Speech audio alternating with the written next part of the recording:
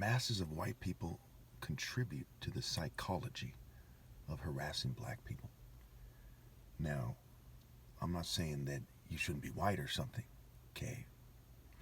But what I'm saying is that for whatever reason, the masses of white people contribute to the psychology of harassing and abusing black people.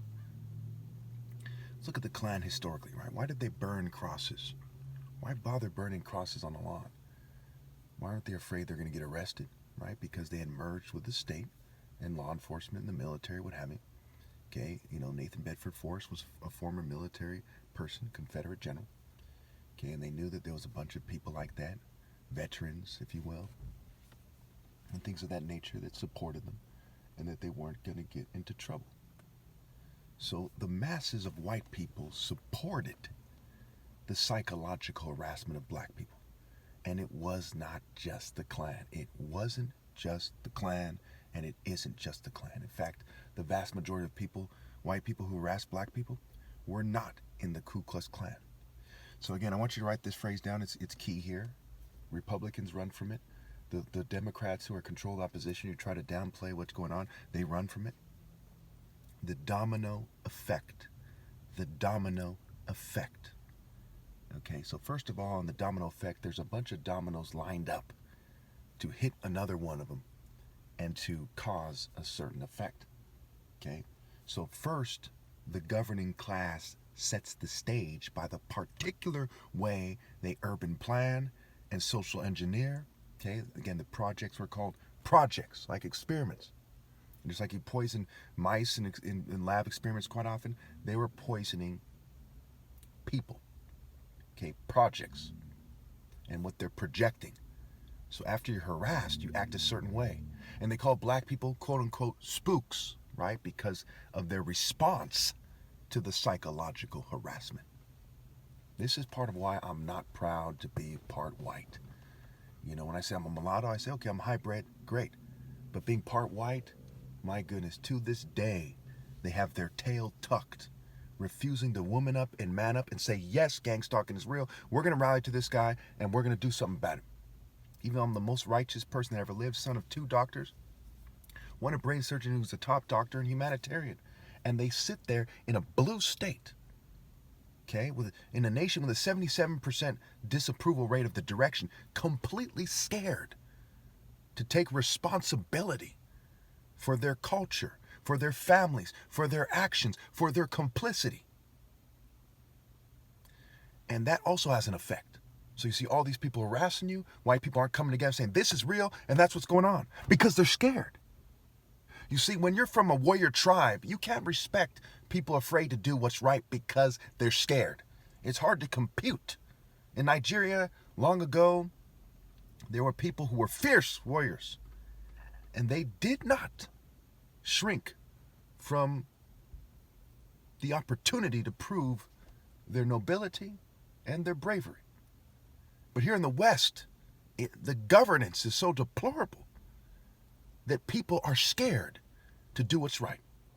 And after governing people, Africans from far away through proxy leaders, after governing African Americans for generations, they too are afraid to do what's right. And what happened to African Americans? They went through all kinds of horrible things. Remember, my dad's from Africa. I'm African American only because I was born here. My ancestors were not abused by these people in that particular way. Just those family members who were taken on the slave ships. You see what I'm saying? Not my direct, who I'm the direct descendant of. Okay? They were killed for speaking out. They were killed for arguing that their experience was the true experience of the Jews and not the whites and Jews who owned them as slaves and who were harassing them. So you might be able to say to the German, you can't say that, that's anti-Semitic. But you cannot say that to me.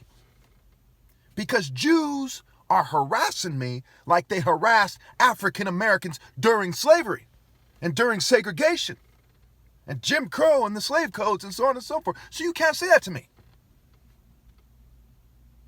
You can't say that I can't say that any Jew that doesn't obey God through me is going through hell. You can't, to hell. You can't say that.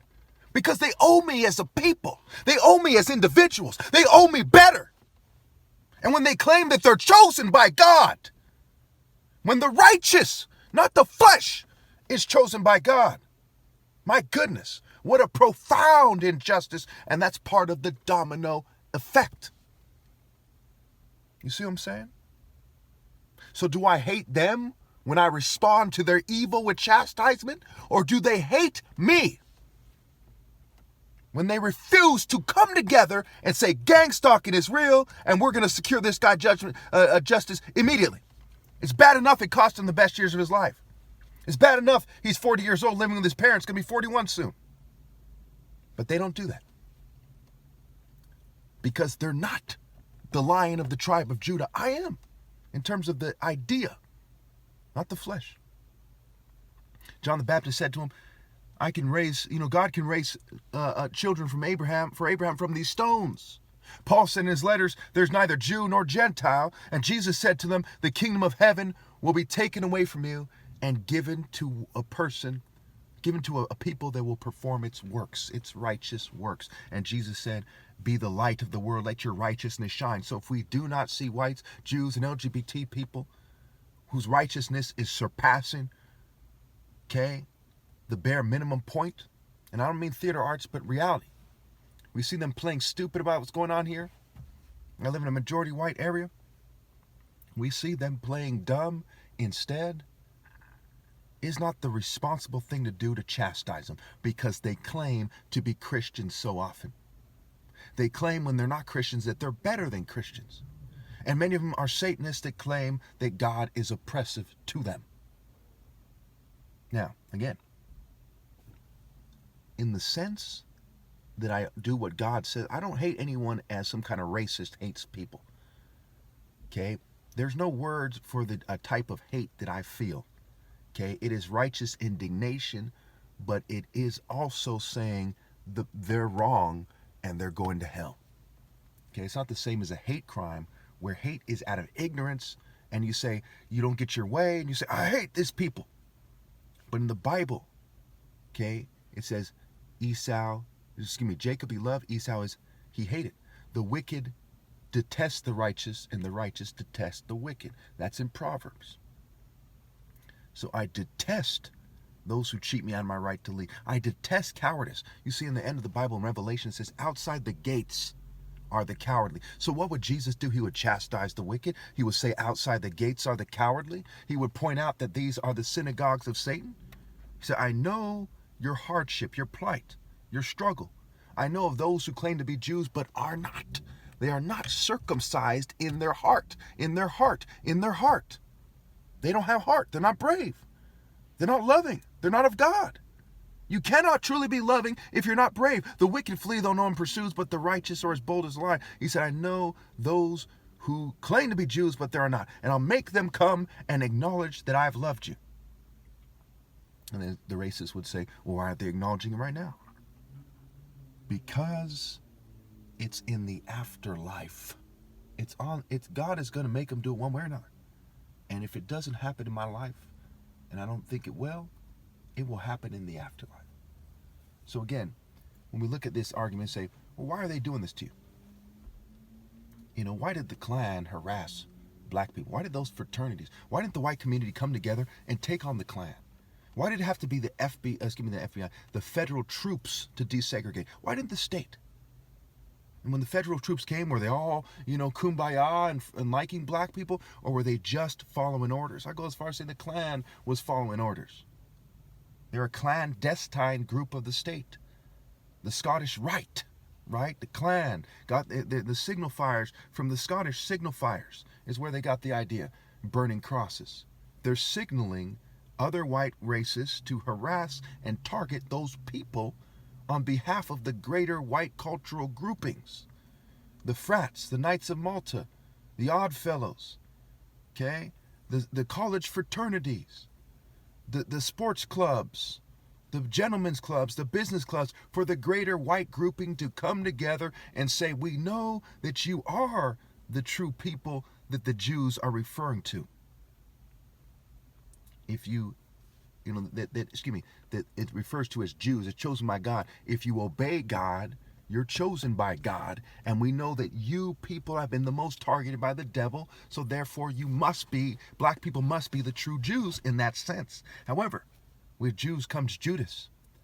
And as Isaiah 57 says, the righteous are taken away to be spared from evil. So over time, all these people are like, if you would have done it my way, brother, shut the fuck up, is the answer to that.